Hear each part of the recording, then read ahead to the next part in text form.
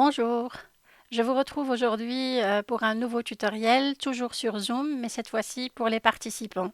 L'objectif de ce tutoriel, c'est de vous montrer comment rejoindre une réunion sans pour cela s'inscrire, c'est-à-dire sans avoir un compte Zoom, comment régler les paramètres du micro et la caméra, comment partager ses travaux sur son écran, et puis comment donner la main à l'animateur ou formateur pour qu'il puisse intervenir sur votre écran et vice-versa, c'est-à-dire comment avoir le contrôle pour pouvoir intervenir sur l'écran de l'animateur.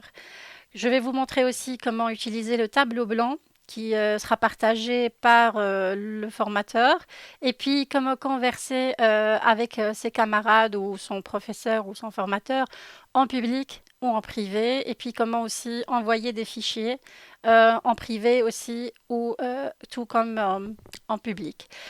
À la fin, je vais vous montrer aussi comment créer un compte, mais cette fois-ci, si vous êtes appelé à animer à votre tour des réunions, ne serait-ce que entre vous, pour des travaux, pour partager entre vous autour d'une thématique donnée ou quoi, vous serez capable d'animer à votre tour des réunions.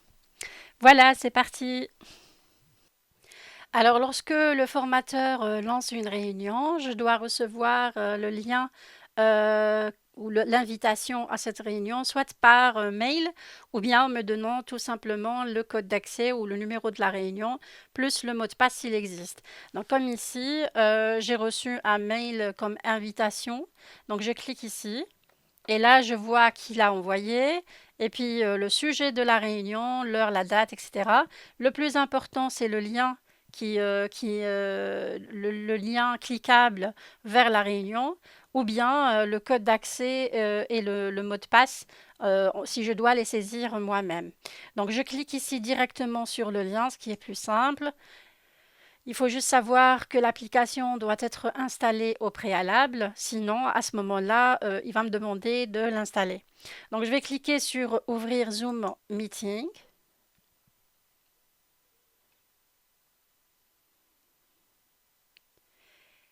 Et là, il affiche un message comme quoi je dois patienter en attendant l'autorisation d'accès de l'hôte, qui est le formateur.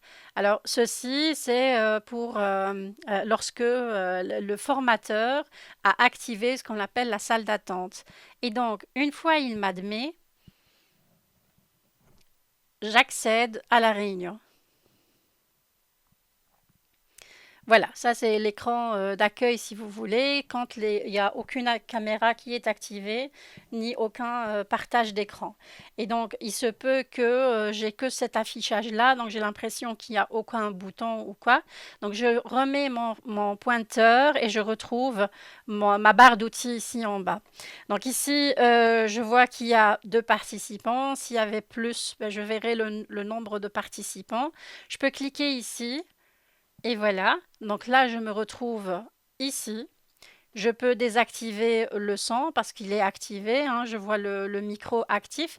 Par contre, les caméras, que ce soit la mienne ou celle du formateur, sont désactivées. S'il y avait d'autres participants, je les verrai ici. Ici, dans la barre d'outils, donc je vérifie les paramètres de mon micro et de ma webcam. Donc ici, par exemple, s'il y avait une barre, c'est-à-dire le micro est désactivé, je l'active en cliquant une fois dessus. Et là, c'est un signe que le micro fonctionne. Maintenant, si les autres participants ou le formateur me disent qu'ils ne m'entendent pas, c'est toujours utile d'aller vérifier, si vous voulez, l'état de votre casque, c'est-à-dire microphone et écouteurs. D'abord, je jette un coup d'œil ici sur le matériel. Je dois cocher le matériel réellement connecté à mon ordinateur. Ici, par exemple, j'ai 2 types parce qu'il y a 2 casques qui ont été connectés à l'ordinateur et le bon est bien activé. Ensuite, si malgré ça, on m'entend toujours pas, je peux faire un test parce que finalement, le problème, il se peut que ça soit chez eux et non pas chez vous. Bien sûr, je dois vérifier le volume, ou eux, ils doivent vérifier le volume. Et puis, je peux faire un test du haut-parleur et du microphone. Donc, ça va faire un peu de bruit, mais il est important, ou alors je vais réduire un peu le volume. Voilà. Et donc ici, par exemple, si je fais un test, je clique sur test du haut-parleur. Voilà. Si j'entends cette musique, c'est que le haut-parleur fonctionne bien. Je clique sur oui pour dire que j'entends bien cette sonnerie. OK. Et là, on passe au test du micro. Donc là, je parle et normalement, à un moment donné, j'entends ma propre voix. Au test du micro. Donc là, je parle et normalement, à un moment donné, j'entends ma propre. Voilà. Voilà. Donc, j'ai bien entendu ma voix. Je clique sur oui. Et là, le haut-parleur et le microphone fonctionnent bien. Donc, je clique sur terminer. Maintenant, si malgré ça, il y a des petits soucis où je n'entends pas ou quoi, ben, je clique sur les paramètres audio. Alors, via ce bouton-là, j'accède à tous les paramètres de l'application que vous pourrez explorer à tête reposée en lisant. Il suffit juste d'être observateur, cocher, décocher pour voir un peu l'effet et puis revenir à la version initiale s'il le faut. Donc par exemple ici audio, ben, je retrouve aussi la partie pour spécifier quel matériel connecter réellement à mon ordinateur. Le niveau de sortie, je peux l'augmenter à partir d'ici. Le micro, je vois déjà cet petit égaliseur pour dire que oui, le micro fonctionne bien, autrement il serait grisé. Et puis d'autres paramètres si vous voulez, à paramétrer à partir d'ici.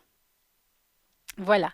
Alors pour la caméra, puisqu'on est toujours ici dans les paramètres, je peux cliquer sur vidéo. Donc là, je l'active automatiquement et j'ai mes petits paramètres. Sinon, j'ai à partir d'ici, à partir de ce bouton vidéo, je peux cliquer sur vidéo. Donc, vous voyez bien ici la barre rouge, comme quoi la vidéo ou la webcam est désactivée. Je peux la réactiver à partir d'ici en faisant un petit clic. Voilà. Donc là, normalement, où c'est écrit Myriam Chat, c'est si le formateur avait activé sa webcam, donc je le vois ici, et moi je me mets ici au-dessus. Et puis aussi, je peux accéder aux différents paramètres vidéo. Voilà. Je peux choisir s'il y avait une webcam externe et non pas intégrée comme celle-ci. Ben, j'aurai le matériel, la liste de tous les matériels connectés à mon ordinateur autant que webcam dans le passé. Je les verrai ici. Il suffit de cocher l'une ou l'autre s'il y avait plusieurs. Bon, là, c'est intégré, donc il n'y a pas besoin. Voilà, là encore aussi, je peux retoucher mon apparence, je peux ajuster pour des conditions de faible luminosité, donc pour avoir une image plus lumineuse, etc. Voilà, donc je vais fermer ici. Alors voilà, ça c'était pour le paramétrage de tout ce qui est son et vidéo. Je vais désactiver ma webcam puisqu'il n'y a pas besoin. Voilà, donc je retourne à l'écran d'accueil en attendant à ce que le formateur commence la réunion ou partage son écran, etc. Donc je vais ici supposer que, voilà, à un moment donné, le formateur va partager son écran parce qu'il doit expliquer telle ou telle chose. Voilà, donc une fois le formateur a partagé son écran, voilà ce qui se présente chez moi. Ça, c'est l'explorateur Windows. OK, mais ce n'est pas le mien, c'est celui du formateur, c'est-à-dire ça correspond à l'ordinateur du formateur et non pas le mien. Et donc ici, si je laisse l'affichage à plein écran, je ne peux pas utiliser mon ordinateur. Et c'est tant mieux, comme ça j'ai toute mon attention envers ce que présente le formateur. Maintenant, si je dois absolument faire quelque chose en parallèle, je dois revoir mon explorateur à moi ou ouvrir un fichier, etc., je dois quitter le plein écran. Alors, pour quitter le plein écran, je clique sur Options d'affichage et je clique sur Quitter le mode plein écran. Je quitte le mode plein écran. Donc là, j'ai en écran ordinaire et ce n'est qu'à ce moment-là que je peux aller voir, par exemple, mon explorateur à moi. D'accord, donc vous voyez ici mon explorateur Windows. Par contre, ici, c'est l'explorateur Windows du formateur, c'est-à-dire l'écran partagé. Alors, comme autre option en étant participant, donc je peux demander le contrôle à distance. Et donc là, c'est comme si je demande au formateur de me donner la main et donc pouvoir utiliser la souris pour, par exemple, lui montrer qu'est-ce que je n'ai pas compris ou ce qu'il doit développer encore plus ou est-ce que j'ai des problèmes. Mais montrer sur son écran à lui, sur l'écran partagé et non pas sur mon ordinateur à moi. Donc c'est ça le contrôle à distance. Voilà. Je peux aussi annoter. Et donc là, annoter, ça veut dire, voilà, je prends, euh, voilà, pour dessiner, je prends ceci. Et je peux, par exemple, voilà, annoter directement sur l'écran. Le formateur voit ce que je suis en train de faire. Donc, par exemple, ici, le texte, je peux même ici saisir expliquez-moi ou voilà. Donc, ça, c'est les annotations. Donc, ça, j'y accède à partir d'ici. Option d'affichage. Alors, un dernier truc par rapport aux annotations, il faut savoir que tant que je n'ai pas supprimé, ces annotations vont rester et donc même s'ils partagent, si je dois manipuler l'écran ou quoi, les annotations vont rester toujours ici. Donc, il est important de les effacer à un moment donné, voilà, avant de faire ou de passer à autre chose.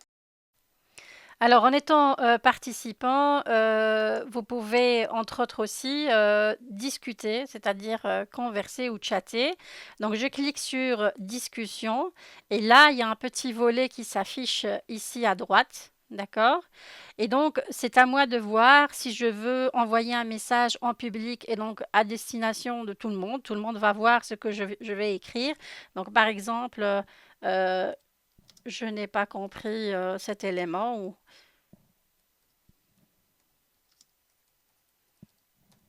où je réponds à des questions si le formateur pose une question dans le chat, etc.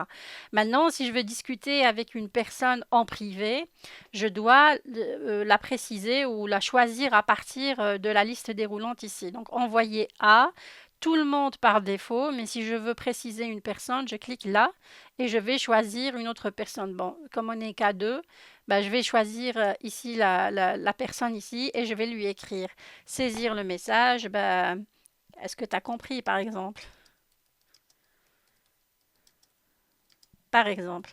Mais bon, ça c'est le formateur, mais bon, c'est juste pour vous montrer, hein. Et donc, si je clique sur envoyer, voilà. Donc moi, tous les messages envoyés, je les vois ici. Sauf que je vois si c'est toujours, si c'est en public, destiné à tout le monde, ou bien à une personne bien précise. Alors, un dernier truc par rapport au chat et à la possibilité de partager des messages et des fichiers. Donc, on a vu que on vient de voir que pour discuter, on a ce volet-là. On peut discuter avec tout le monde ou en privé. Pareil pour l'envoi de fichiers. Donc, je peux envoyer un fichier à tout le monde ou à une personne bien précise. Donc, je peux cliquer sur fichier. En, pardon, fichier. Et alors, j'ai la possibilité d'envoyer le fichier soit à partir du cloud, donc tout ce qui est stockage virtuel, ou bien à partir de mon ordinateur, ce qui est le cas le plus courant. Donc, je clique sur votre ordinateur. Il y a le petit explorateur qui s'ouvre ici et je vais choisir, par exemple, un fichier à envoyer, ou le fichier à envoyer à tout le monde dans ce cas. Donc, je sélectionne mon fichier et je clique sur Ouvrir. Voilà, le fichier s'envoie à tous. Si je dois envoyer un fichier à une personne bien précise, je dois tout simplement cliquer sur Envoyer à, choisir la personne à partir de la liste déroulante. Dans ce cas-ci, il y a une seule personne, donc je vais la choisir juste pour vous montrer. Et après, je clique, je refais la même opération. Donc, Fichier, à partir de l'ordinateur, je vais sur mon explorateur aller chercher le fichier souhaité. Soit je fais un double clic, soit je sélectionne et je clique sur Ouvrir. Voilà, pareil. La seule différence, on la voit ici. Donc de moi à tout le monde quand c'est public, de moi à la personne précise quand c'est en privé.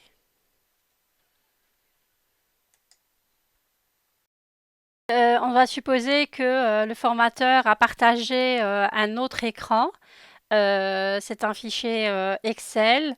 Et donc, il veut me donner la main pour que je puisse faire l'exercice. Donc ça, c'est un écran partagé. Donc, ce n'est pas sur mon ordinateur à moi.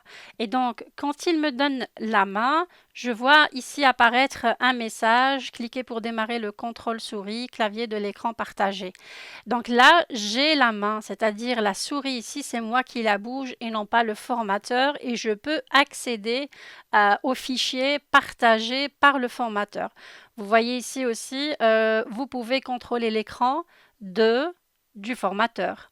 Donc ici, par exemple, il veut vérifier mes acquis, si j'ai bien compris le cours, et alors il affiche un exercice et il me demande de faire, par exemple, ici, le calcul, le total de ses chiffres d'affaires. Donc je clique ici et je vais lui montrer si j'ai bien compris. Donc ça, c'est moi, c'est le participant qui est en train de manipuler euh, l'écran du formateur. Voilà, et je fais Enter. Donc ça, c'est le participant. C'est autant que participant, j'ai accédé à l'écran du formateur. Le fichier, il n'existe pas sur mon ordinateur à moi. C'est un fichier qui est partagé via l'écran du formateur. Donc, il peut bien entendu à n'importe quel moment me demander aussi de lui redonner la main. Donc je vois ici, ça c'est le pointeur de la souris du formateur, ça c'est mon pointeur à moi, autant que participante. Et donc ici, pour redonner la main au formateur, je clique sur Options d'affichage et je clique sur Céder le contrôle à distance. Voilà. Donc là, je reprends ma souris et le formateur reprend aussi la souris à lui. Voilà. Et là, j'ai beau à cliquer si vous voulez. Donc là, je suis en train de cliquer sur les différentes cellules. Je n'ai pas accès parce que je n'ai plus le contrôle à distance. Aussi, à des moments, le formateur peut me demander de partager mon écran à moi pour lui montrer mes travaux ou pour lui montrer aussi ce que je n'ai pas réussi à faire, mais sur mes fichiers à moi. Et donc, à ce moment-là, je suis appelée à partager mon écran. Par contre, mais comme étant participant, je n'ai pas la possibilité de partager l'écran directement. Donc, ce qu'il va faire, il va me donner la main comme animateur et donc je reprends la place du formateur pour avoir accès à ces différentes options de partage. Et donc voilà, à un moment donné, s'il m'active comme animateur, je vois aussi comme une infobulle. Voilà ici, vous êtes désormais l'animateur. Et là, si je suis animateur, ben, j'ai toutes les options d'un animateur, y compris le partage de l'écran. Donc ici, si je veux partager, je clique sur écran partagé. Ici, ben, je vois plutôt toutes les fenêtres ouvertes. Et il faut savoir que je ne peux partager qu'un fichier ouvert, c'est-à-dire c'est pas à cette étape-là que je vais me dire tiens je ne retrouve pas le fichier que je veux partager, je vais aller chercher quelque part. Non, pour partager un écran, il faut ouvrir le fichier et après lancer le partage, c'est-à-dire arriver à cette étape et si je ne vois pas le fichier que je veux partager, je ferme, je vais chercher mon fichier, donc par exemple un fichier Word. Ici, il n'y a pas grand-chose. ou sur un nouveau fichier, voilà. Je veux partager ce nouveau fichier. Alors, j'ouvre le fichier et après, je reviens sur Zoom et je partage cet écran. Donc, en ouvrant ce fichier, je le vois ici. Ici, encore une fois, c'est toutes les fenêtres qui sont ouvertes sur mon ordinateur et je ne peux partager l'écran que des fichiers ouverts. Voilà. Donc, je sélectionne le fichier et je clique sur Partager. Donc là, je suis en train de partager. Le formateur et les autres participants, bien entendu, voient la même chose. Et ici, je peux saisir et lui montrer que, par exemple, je sais bien sélectionner, changer la taille, ainsi de suite. Voilà. Là aussi, si je veux partager, par exemple, un autre fichier parce que je veux montrer un autre exercice que j'ai fait, eh bien ici, il faut que je clique sur Nouveau partage. Le pourquoi est simple. Parce que ici, j'ai partagé cet écran, le formateur, les autres participants voient la même chose, mais si je bascule ailleurs en cliquant sur une autre fenêtre, voilà, je clique là, j'ouvre cette fenêtre, eh bien, cette fenêtre, les autres ne la voient pas. Les autres ne voient que l'écran partagé au départ. Si j'ouvre d'autres fenêtres, ces fenêtres ne seront pas visibles aux participants ainsi qu'aux formateurs. Donc, je vais fermer ici. Et si je dois, ou plutôt, je vais garder ouvert. Okay. Si je dois partager cet écran-là, eh ben, je reviens ici, je clique sur Nouveau partage. Je reviens à l'écran de partage et je vais sélectionner de nouveau la fenêtre que je veux partager. Donc, par exemple, celle-ci. Voilà. Je clique sur Partager et voilà.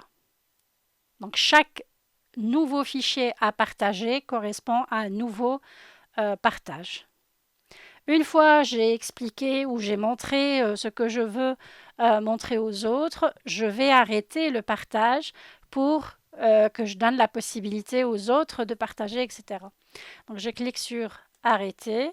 Je reviens sur l'écran de départ. Encore une fois, l'écran de départ si les caméras sont désactivées comme c'est le cas ici. Maintenant, une fois que j'ai terminé le partage, à un moment donné, il faut que je redonne la main à mon formateur. Donc, pour redonner la main au formateur, c'est simple. Je reviens ici sur la liste des participants. Bon, que ce soit au formateur ou à quelqu'un d'autre. L'essentiel, c'est d'aller sur son pseudo. Je clique sur plus. Et entre autres, je peux cliquer sur nommer animateur. Voilà. Nommer animateur, bon, il me demande la confirmation. Je clique sur oui et maintenant je redeviens, donc Mariam Shah qui est le formateur est désormais l'animateur. Donc je redonne la main à mon formateur et je redeviens participant. Et là, si je veux partager un écran, quand je clique, il va me demander, il va me dire que l'animateur a désactivé le partage d'écran par les participants. Et donc à chaque fois que je veux partager mon écran, il faut que je lui demande tout simplement pour qu'il me donne la possibilité de partager. Voilà. Alors à présent, je vais vous montrer comment annoter sur un tableau blanc. Donc si à un moment donné, le formateur décide de construire quelque chose ensemble sur un tableau blanc, comme ici une mind map pour recherche emploi, et à un moment donné, il me demande de compléter ou de donner mon avis ou de, enfin voilà, intervenir sur ce tableau blanc. Alors pour pouvoir annoter, comme on l'a déjà vu, il suffit de cliquer sur Options d'affichage, ensuite Annoter. À mon tour, je vais continuer cette mind map. Par exemple, en cliquant sur Dessiner. Donc ici, j'ai des pinceaux différents, des flèches, des traits et des formes.